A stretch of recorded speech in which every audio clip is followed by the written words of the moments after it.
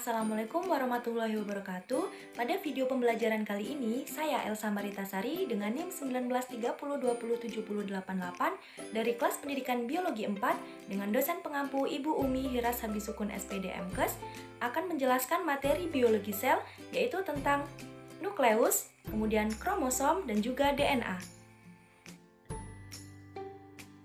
Mari masuk ke pembahasan.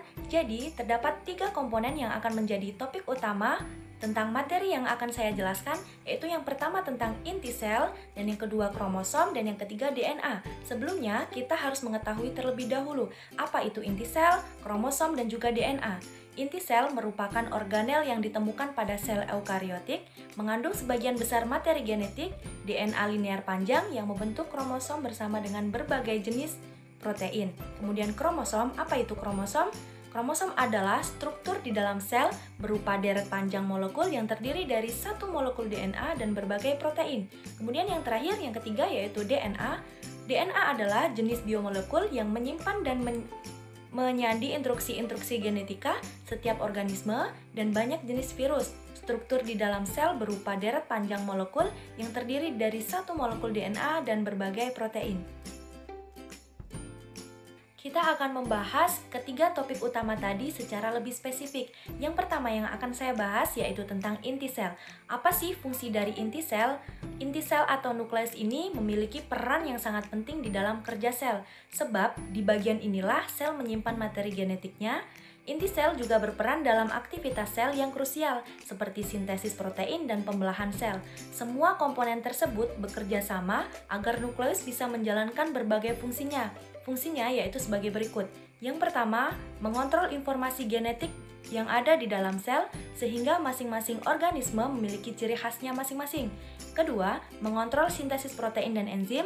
Ketiga, mengontrol pertumbuhan dan pembelahan sel. Keempat, sebagai tempat menyimpan DNA, RNA, dan ribosom. Kelima, mengatur proses transkripsi mRNA menjadi protein. Dan yang terakhir, keenam, yaitu memproduksi ribosom. Selanjutnya yaitu tentang struktur dari inti sel. Inti sel ini memiliki beberapa struktur, di antaranya yang pertama yaitu memiliki membran nukleus. Membran nukleus ini merupakan selubung nukleus yang membungkus isi inti selama seluruh siklus hidup sel, merupakan lapisan dalam yang dilapisi dengan protein dan membran hancur selama pembelahan sel. Yang kedua yaitu lamina nukleus, merupakan lamina inti yang memanjangkan pori-pori inti dan kromosom, dan juga mengandung selubung nukleus. Dan yang ketiga yaitu pori-pori inti, merupakan membran inti yang berlubang dengan pori-pori yang dikenal sebagai pori-pori nuklir, yang membantu dalam membangun komunikasi antara inti dan sitoplasma. Dan yang keempat yaitu kromosom. DNA di nukleus akan menjadi satu unit yang dinamakan sebagai kromosom.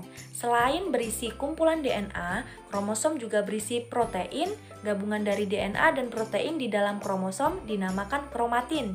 Kromosom juga menyimpan informasi dan instruksi tentang pembelahan sel, perkembangan makhluk hidup, dan reproduksi. Kemudian yang kelima yaitu nukleolus. Nukleolus adalah bagian dari inti sel yang berbentuk padat dan tidak dilengkapi oleh lapisan atau membran pelindung di bagian luarnya. Bagian nukleus ini berisi RNA dan protein. Bagian ini berfungsi mengatur sintesis ribosom. Dan yang terakhir, yang keenam, yaitu nukleoplasma, merupakan bagian inti sel yang berbentuk seperti gel atau cairan dan berada di antara lapisan amplop nuklir. Nukleoplasma mengandung granula, nukleoprotein, benang kromatin, dan senyawa kimia kompleks, berfungsi sebagai pelindung bagian bawah inti sel dan menjaga bentuk dari inti sel. Kemudian selanjutnya yaitu mengenai kompleks pori inti. Jadi, salut inti yang bermembran rangkap mempunyai banyak pori yang berfungsi untuk memperlancar transportasi zat antar sitoplasma dengan nukleoplasma. Pori inti memiliki struktur yang kompleks, sehingga pori ini dikenal sebagai kompleks pori inti. Berikut pada gambar yaitu contoh diagram gambar yang menunjukkan susunan kompleks pori inti pada selaput inti. Dapat kita lihat bersama pada gambar. Selanjutnya yaitu tentang lamina inti. Jadi, lamina inti terletak di sisi sebelah dalam inti dari membran inti bagian dalam, merupakan suatu jaringan subunit protein yang saling terhubung. Protein lamina inti ini merupakan kelas khusus dari protein filamen intermediat yang mempolimerisasi menjadi latice 2 dimensi. Lamina inti memberikan bentuk dan stabilitas pada salut inti yang ditautkan baik oleh perlekatan KPI maupun protein membran integral dari membran inti bagian dalam. Lamina ini juga berinteraksi langsung dengan kromatin melalui protein membran integral dari membran inti bagian dalam. Bersama dengan lamina protein, membran membawa bagian dalam ini memberikan tautan struktur antara DNA dan salut inti. Dapat kita lihat bersama pada gambar yang sudah saya tampilkan, yaitu mengenai struktur lamina inti. Kemudian selanjutnya masuk pada topik kedua, yaitu tentang kromosom. Kromosom adalah struktur di dalam sel berupa deret panjang molekul yang terdiri dari satu molekul DNA dan berbagai protein terkait, yang merupakan informasi genetik suatu organisme seperti molekul kelima jenis histon dan faktor transkripsi yang terdapat pada beberapa deret dan termasuk gen unsur regulator dan sekuens nukleotida. Kromosom ini memiliki susunan sebagai berikut, yaitu adalah benang-benang kromatin yang terdiri dari DNA, RNA hasil transkripsi, dan protein. Tiap kromatid membawa sebuah molekul DNA yang strukturnya berupa untai ganda, sehingga di dalam kromatid terdapat dua molekul DNA. Kemudian, protein penyusun kromosom ini terdiri dari dua, yaitu protein histon yang bersifat basa dan protein histon ini yang telah terbungkus DNA disebut nukleosom. Dan yang kedua yaitu protein non-histon atau yaitu bersifat asam. Selanjutnya masih seputar pembahasan tentang kromosom, yaitu tentang struktur kromosom. Kromosom ini memiliki beberapa struktur, diantaranya yang pertama yaitu kromonema, merupakan pita spiral yang terdapat penebalan. Kemudian yang kedua yaitu kronomer, merupakan penebalan-penebalan pada kromonema. Kemudian yang ketiga yaitu sentromer, bagian kromosom yang menyimpit dan tampak lebih terang. Kemudian yang keempat yaitu telomer, bagian ujung kromosom yang menghalang-halangi bersambungnya ujung kromosom yang satu dengan yang lain. Dan yang kelima yaitu satelit, adalah suatu tambahan atau tonjolan yang terdapat pada ujung kromosom. Selanjutnya yaitu organisasi kromosom. Organisasi kromosom ini yang berperan pada pengemasan DNA adalah asam deoksiribonukleat dan nukleosom. Pengemasan DNA dalam kromosom terjadi pada tahap profase, yaitu unit DNA dipintal pada suatu sel protein, yaitu histon menjadi suatu bentukan yang disebut unit nukleosom, dan ada 4 macam histon sumbu yang menyusun sumbu nukleosom, yaitu H2A, H2B, H3, dan H4. Setiap untai DNA sepanjang 146 ppb mengelilingi satu sumbu nukleosom, sementara bagian DNA lainnya menjadi penghubung antar satu sumbu nukleosom dan sumbu nukleosom berikutnya. Unit nukleosom tersusun padat berbentuk benang yang lebih padat dan terpintal menjadi lipatan-lipatan solenoid.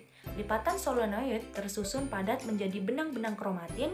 Benang-benang kromatin tersusun memadat menjadi lengan kromatid, dan lengan kromatid kembar disebut kromosom.